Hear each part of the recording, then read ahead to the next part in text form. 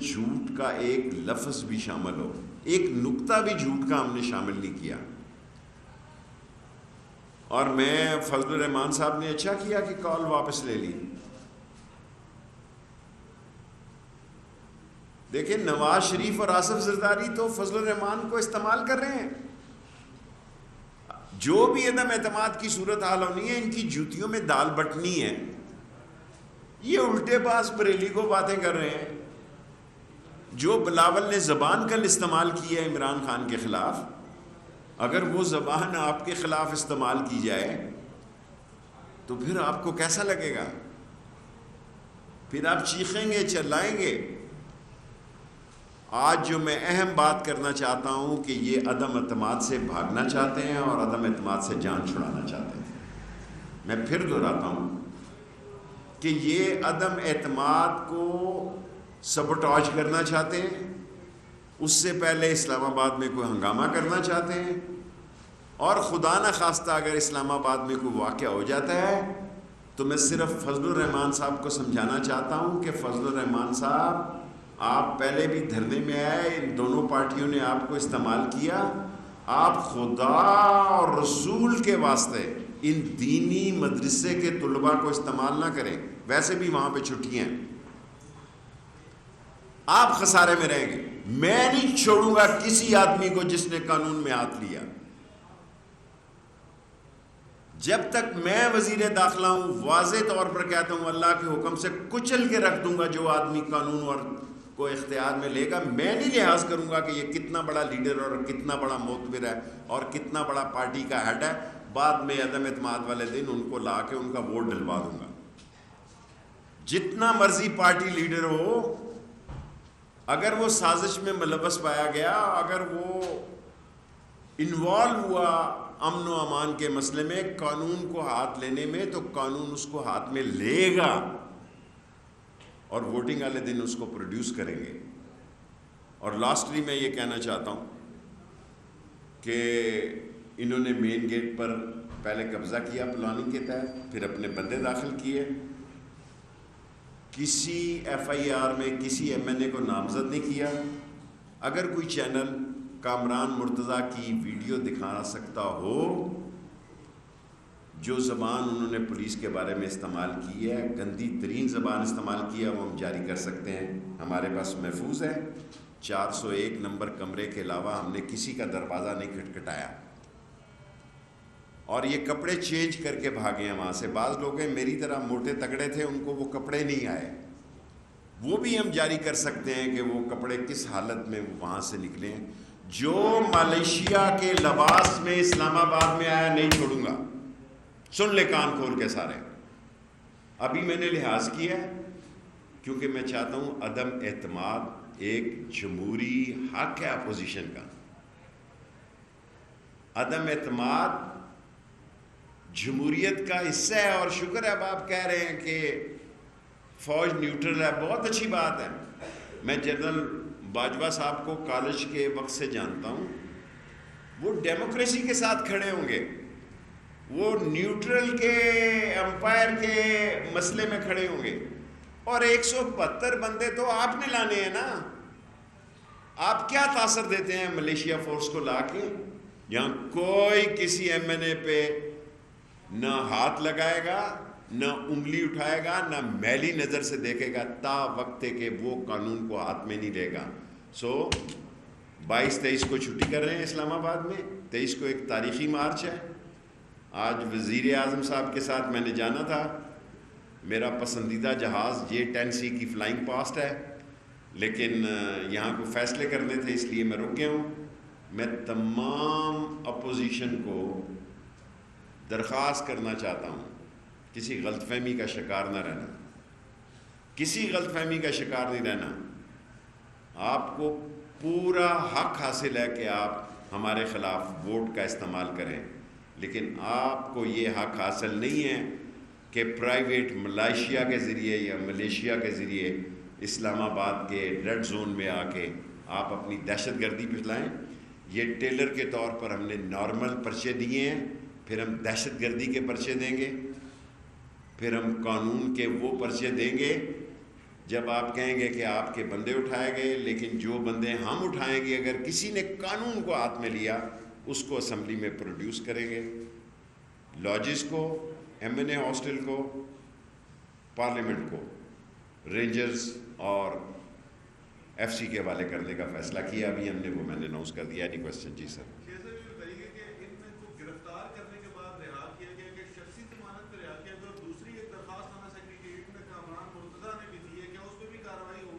مجھے اس کا تو نہیں پتا. ہم نے 5 گھنٹے انہوں نے ہمارے ضائع کیے کیونکہ ایم این اے قابل احترام ہے. انہوں نے کہا یہ چائے شائے پی لیں تو پھر ان کو نکال دیتے ہیں. یہ پولیس کا وقت ضائع کرتے رہے.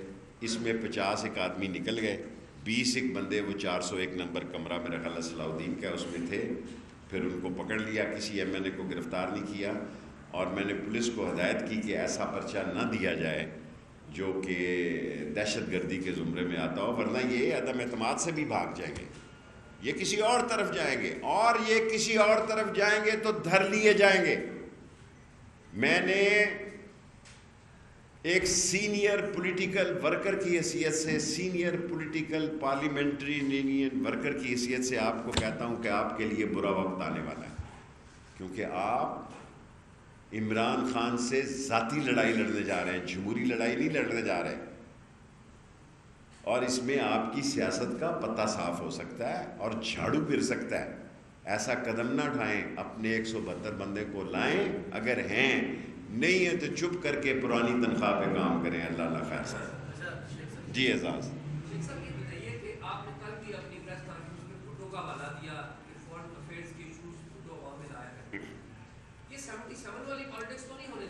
دیکھیں یہ عمران خان پہ الزام لگاتے ہیں کہ اس نے پبلکلی شہباز صاحب نے کہا ہے، اور حالانکہ فضل الرحمان سے میں توقع نہیں رکھتا. اس نے کہا کہ ہماری لاٹھیاں تیلوں میں ڈوبی بیٹھی ہیں. آپ سب میڈیا کے لوگ پڑھیں کہ نیٹو پہ عمران خان نے بات کی. دیکھیں یوکرین اور روس کی جنگ میں پاکستان غیر جانبدار رہا. عمران خان نے یہ کہا کہ ہم امریکہ کے ساتھ بھی دوستی ہے، روس کے ساتھ بھی دوستی ہے، اور چین کے ساتھ بھی دوستی ہے. آپ پرانے کلپ جیو سے نکال کے بتائیں کہ بھٹو لیاقت باغ میں کیا امریکہ کو کہا کرتا تھا. یہ سامراجی سازش ہے کہ اس ملک میں آزاد خارجہ پالیسی جو عمران خان کی قیادت میں سر اٹھا رہی ہے اس کو نقصان پہنچایا جائے. نہیں پہنچ سکتا انشاءاللہ. آپ دیکھیں گے کہ میں نے بھی لوگوں کو کہا کہ انشاءاللہ الیکشن والے دن پارلیمنٹ کے بعد شکرانے کی نفل ادا کریں گے اور انشاءاللہ تعالیٰ پوری سیکیورٹی دیں گے. اپوزیشن ممبرز کو پی ٹی آئی سے بھی زیادہ سیکیورٹی دیں گے، لیکن کوئی غلط فہمی کا شکار نہ ہو جانا. قانون جو ہے وہ قانون ہے سب کے لیے، اور قانون جو ہے وہ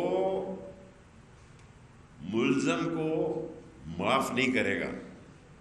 اور اگر آپ غلطی کریں گے تو آپ خسارے میں رہیں گے. ہم تو 4 سال پورے کر کیے بیٹھے ہیں.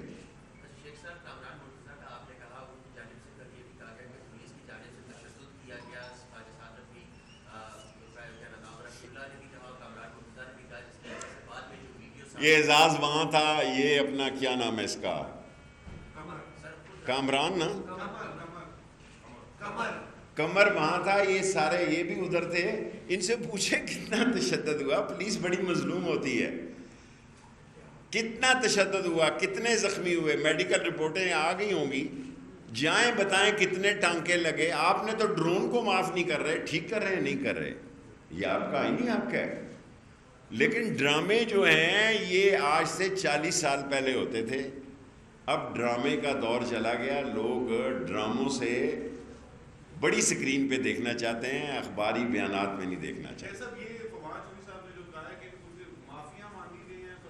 مجھے نہیں پتا. میں فضل الرحمان کا نام احترام سے لیتا تھا. میرے مفتی محمود سے تعلقات تھے. دارالعلوم تعلیم القرآن میں ہماری بہت میٹنگز ہوتی تھی. میں حل کے نشان کا بہت بڑا سپورٹر تھا. اس وقت میں مقبول سپیکر تھا.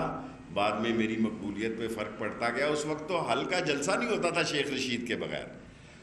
میں عالم دین کا، خواہ وہ سلوی ہے، خواہ وہ اہل تشیع ہے، خواہ وہ دیوبندی ہے، خواہ وہ بریلوی ہے، خواہ وہ بوری ہے، خواہ وہ آغا خانی ہے، میں تمام علماء کا یہ میری قومی ذمہ داری ہے کہ ان کے قائدین اور مذہبی رہنماؤں کا نام احترام سے لوں.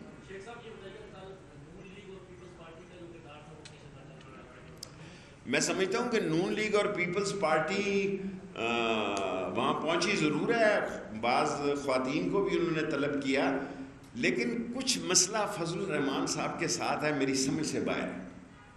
ساری قوم کو بتانا چاہتا ہوں کہ فضل الرحمان صاحب پہلے بھی استعمال ہوئے، اب بھی استعمال ہو گئے.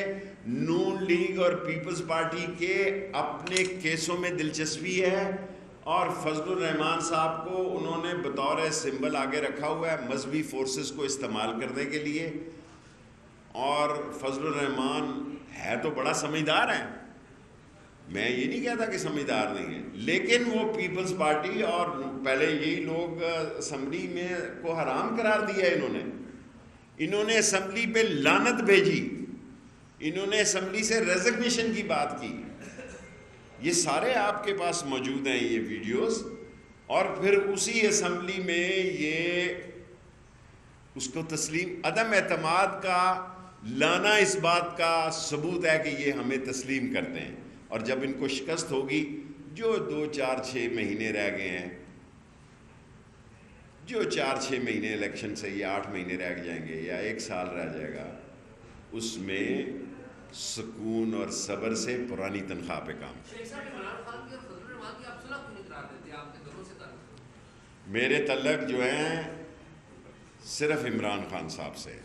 فضل الرحمان صاحب سے جب تھے یہ 77 کی بات ہے، اس وقت فضل الرحمان دارالحقانیہ میں کہیں پڑھتے تھے، اکوڑا خٹک میں پڑھ رہے تھے. میں مفتی محمود صاحب کے ساتھ تھا اس وقت، تو یہ کہیں اکوڑا خٹک میں پڑھ رہے تھے، اور جس کمرے میں پڑھ رہے تھے وہ بھی میرا حال ہے، مجھے نمبر بھول گیا اس کا. جی شبیر،